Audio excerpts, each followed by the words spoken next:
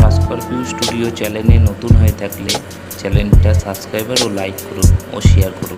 চলে যাবেন আপনার মোবাইলের এসএমএস বক্সে গিয়ে আপনি এসএমএস এর জায়গাটিতে লিখবেন ক্যাপিটাল হাতে লিখবেন PIN পিন, এইভাবে লিখবেন ক্যাপিটাল হাতে, লিখে একটি স্পেস দিবেন।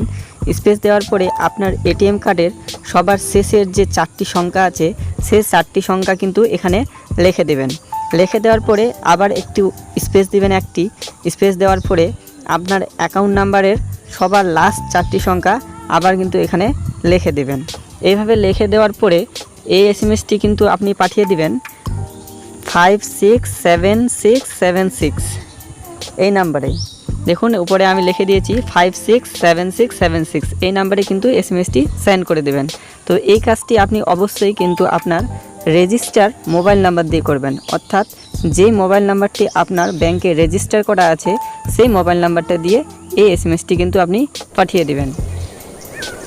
এই এসএমএসটি আপনার রেজিস্টার মোবাইল নাম্বার দিয়ে যখন আপনি সেন্ড করে দিবেন, তো স্টেট ব্যাংকের তরফ থেকে আপনাকে একটি ওটিপি সেন্ড করা হবে, অর্থাৎ আপনার কাছে একটি এসএমএস আসবে যেখানে একটি ওটিপি থাকবে, ওয়ান টাইম পাসওয়ার্ড। সেই ওটিপিটি নিয়ে আপনাকে কিন্তু চলে যেতে হবে স্টেট ব্যাংকের কোনো একটি এটিএমে। তো এটিএমে গিয়ে আপনার এটিএম কার্ডটি ঠিক এইভাবে সুইপ করবেন। তো সুইপ করলে আপনার কাছে এই অপশানগুলি আসবে। এখানে দেখুন ব্যাংকিং বলে যে অপশানটি আছে সেই অপশানটিতে ক্লিক করবেন। তো ক্লিক করলে আপনার কাছে ঠিক এইভাবে অপশান চলে আসবে। এখানে আপনাকে ভাষা চুজ করার কথা বলা হচ্ছে, তো এখানে আপনি ইংলিশ ভাষাটিকে চুজ করে নেবেন। তো ইংলিশ চুজ করলে আপনার কাছে ঠিক এই অপশানটি আসবে। এখানে আপনাকে বলা হচ্ছে যে 10 থেকে 99-এর মধ্যে যে কোনো একটি সংখ্যাকে আপনাকে দেওয়ার কথা বলা হচ্ছে। তো আপনি এখানে যে কোনো একটি সংখ্যা দিয়ে দিবেন। তো আমি এখানে দিয়ে দিলাম 58।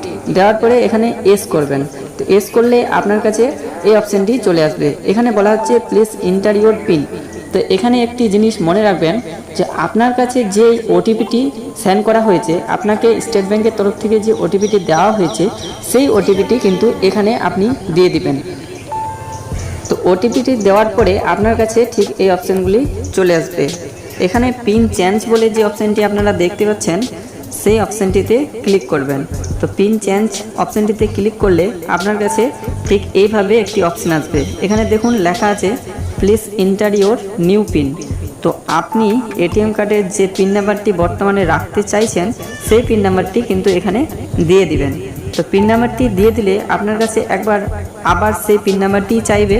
এখানে দেখুন লেখা আছে প্লিজ রি এন্টার ইউর নিউ পিন, অর্থাৎ যে পিন নাম্বারটি আপনি এখন দিলেন সেই পিন নাম্বারটি আবার কিন্তু এখানে দিয়ে দিবেন। তো দিলে আপনার কাছে ঠিক এরকম অপশান চলে। এখানে বলা হচ্ছে ইউর ট্রানজ্যাকশন ইজ বিগিং প্রসেস, প্লিজ ওয়েট। তো এখানে একটু ওয়েট করবেন। একটু ওয়েট করলে আপনার কাছে ঠিক এই অপশানটি চলে আসবে। এখানে দেখুন লেখা আছে your pin has been change successfully, অতএব আপনার পিন নাম্বারটি কিন্তু চেঞ্জ হয়ে গেছে।